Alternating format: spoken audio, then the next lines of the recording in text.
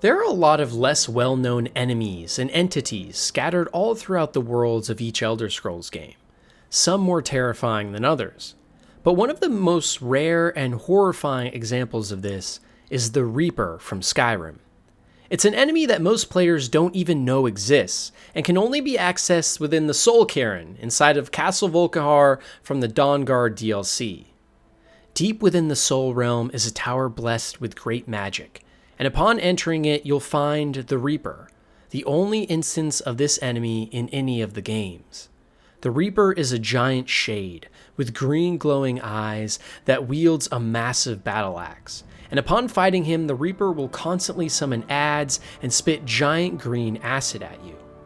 Once vanquished, the Reaper drops 3 black soul gems, and even more interestingly, a Daedric heart, suggesting that he is some sort of Daedra monster stemming from the lands of Hell, otherwise known as Oblivion in this universe. As to what exactly the Reaper is, it still remains unknown. Whether he is a tool of destruction from some powerful Daedric prince or a hellish primordial stew, something about this enemy is truly terrifying, especially considering it is the only time we see a Reaper in-game. Oblivion is my personal favorite Elder Scrolls game, in large part because it was the first one I played as a kid, but also because it has many lesser known and amazing quest lines that truly dip into the scary and thrilling side of the series. One of these that many people don't know about tells the story of an Altmore, or elf, mage who has stolen Vamira's powerful orb. Vamira is the Daedric Prince of Nightmares, and she is known for casting many souls into some of the most hellish places known to man. But in a twisted turn of fate, Vamira has not done this to our Altmer named Arkved. Rather, he has stolen the orb from her himself. For some unknown reason, Arkved has thrust himself into a twisted and demented nightmare, and you are tasked with going into this dream and getting Vamira's orb back for her. And so you do, and you are met with a desolate and dark landscape. One of, if not the scariest in the entire Elder Scrolls series, full of weird and demented sounds, small pathways leading to nothing, and a host of horrifying monsters in the dark. So as you make your way through the dungeon, you finally reach Arkved's tower, and it is here you find his fateful letter. There is no world so great as the world of the mind. There is no voyager so well traveled as the traveler in the land of dreams. There is no abyss so deep as the well of terrors that lies within each of us. I have plumbed its depths. Arkved seemingly finds great joy living in his greatest nightmare, and falling deeper into the madness within his own mind. But we are never given any more than this. The most perplexing part about the entire ordeal is we still have no idea why Arkved stole Vamira's orb in the first place, or why he has cast himself into his own living hell. It makes us seriously question who this man is, and more importantly, what he is up to and trying to accomplish. Could there be more than meets the eye here? Even after traveling into the depths of Arkved's own mind, we still have so many questions left unanswered. Whiterun is one of the most well-known cities in all of the Elder Scrolls series, and one of the first towns most Skyrim players will come across. What is less well known, though, is a small village on the very outskirts of Whiterun's holdings, a farming village referred to as Rorikstead. While most of Whiterun is known for its horrible soil and bad weather, Rorikstead, for some unknown reason, actually has amazing soil, and thus is the main supplier for crops to the entire city of Whiterun. But what on the surface seems to be a happy and productive community of farmers may be hiding something much more sinister. First of all, the current leader of the Hold, and who the village is named after, Rorik, claims that the Enclave has only existed for almost 30 years, and that he founded it after serving as a man in the army. But there just so happens to be 3 books in Skyrim that actually mention Rorikstead, and each of these references is well beyond 30 years old, one being from the Second Era 1600 years ago, and another being well over 4,000. Is Rorik lying to us? Did he simply find the town barren and rename it after himself to act as if he was the leader and trick others? Or could he actually be some sort of demented being that has been here for over a millennia? It only gets weirder from here, though. You see, in the town, there's a young girl named Sissel, and if you talk to her, she briefly mentions how in her dreams she has been seeing a kind-hearted gray dragon, and she has foreseen some kind of prophecy. This sounds eerily similar to the prophecy we envision from Parthenax, the hidden gray dragon only the Dragonborn and the Greybeards know of. So how would it be this innocent little girl has any idea about the coming conflict of the main story?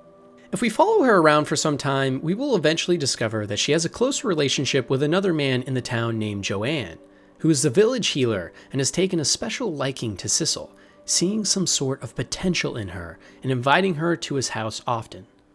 On the surface, this could simply be a nice old man trying to teach a young child some useful skills. But hidden in Joanne's home, in one of his desks, is a very peculiar book, The Spirit of Daedra, a book we only see 3 times in all of Skyrim, one of them being here. The book is very rare, and it's a sacred Daedric and demonic presence, and the fact that Joanne even has it is especially terrifying. But it only gets worse, because the town of Rorikstead has almost no woman. Most of the men you talk to mention how their wives or mothers were lost, and that the village healer, Joanne, was not able to save them. But what if Joanne had not failed to save these women, but rather succeeded in killing them? Maybe the reason this small and quaint village actually has such rich and healthy soil isn't just pure chance, but actually the work of a Daedric-worshipping crazy man, Joanne, who is sacrificing the fertile woman in the town in order to guarantee good crop yields. Camelworks, an amazing Elder Scrolls YouTuber, even went deeper into this theory and found that Lund's hut, a small building located right behind Rorikstead, may even hold more evidence. In the hut, we find a deceased man named Lund, who has apparently taken his life with poison we find on the table. And next to his hut, we find a memorial of sorts, with flowers and candles, as well as a wedding ring, which seems to imply he has sought his end with sadness after losing his wife. Yet another female who has left us in close proximity to Rorikstead. And most damning of all, if you're able to actually clip through the game bounds in this hut, you are met with mysterious and ominous green glowing mist in the abyss of nothing. Except for one book, the Book of Daedra, suspended in mid-air in an area no players are ever supposed to be able to get to. Could this be a clue from the developers that this little town may in fact be hiding one big secret? Another mystery left unsolved. Oblivion has some of the best and most haunting quests in the entire series, and this is another great example of that. At one point you travel back to an inn you may have frequented in the game and discover that a nice young Argonian lady named Dharma has gone missing. Her mother instructs you to search for her along the route she took, and this takes you to a small and run-down town in the middle of the forest, called Hackdirt. The residents here are extremely creepy, with many ignoring you or being short with their answers, having discussions about why you are here behind your back, and one patron who will even follow you around the city everywhere you go, watching everything you are doing. Luckily for the player though, there is one citizen who, if you ask about the town, asks that you meet him after dark, alone and away from the others. If you do so, he reveals to you that 80 years ago, when this town was being created, many of the miners underneath the city in the cave network discovered strange and disturbing beings that they called the Deep Ones. Some of these people had turned into what the town called Brethren, and now live in the caves with distorted faces and bodies. The rest of the town now worships these deities, and has been told by them that they must sacrifice others in order to summon the Deep Ones once again. This is most certainly what is happening to Dharma, but this mystery gets even weirder the closer we look.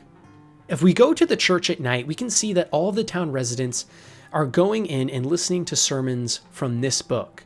And if we go in later and read it for ourselves, we discover that it is full of nothing but Daedric symbols, pretty damning evidence for sure. And this leads us to 3 theories of what could have happened here, with the final one being another awesome theory from the YouTuber Camelworks. The first theory postulates that the Deep Ones could be Dwemer, as Dwemer are referred to as the Deep Elves. But really, this holds very little weight, as everything else around the story doesn't sound like the Dwemer at all. The second theory states that the Deep Ones could actually be the lesser-known race called the Slowed, giant toad-like monsters that are well known for their extensive slave trade networks and even working with Daedric princes, which would explain the Daedric symbols in the book.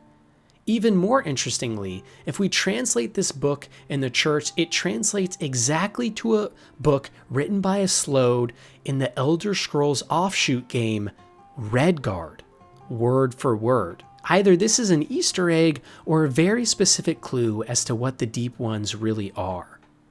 The Deep Ones being Sloweds would make so much sense, as they could be asking for sacrifices for their trade routes or to some Daedric prince. And the final theory argues that the Daedric book in the church is in fact just a straightforward clue that the Deep Ones are Daedra.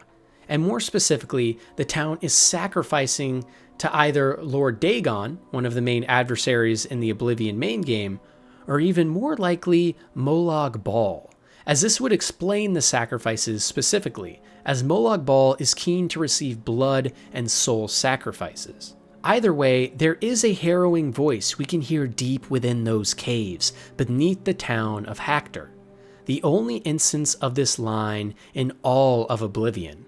So something very clearly sinister is happening in this town.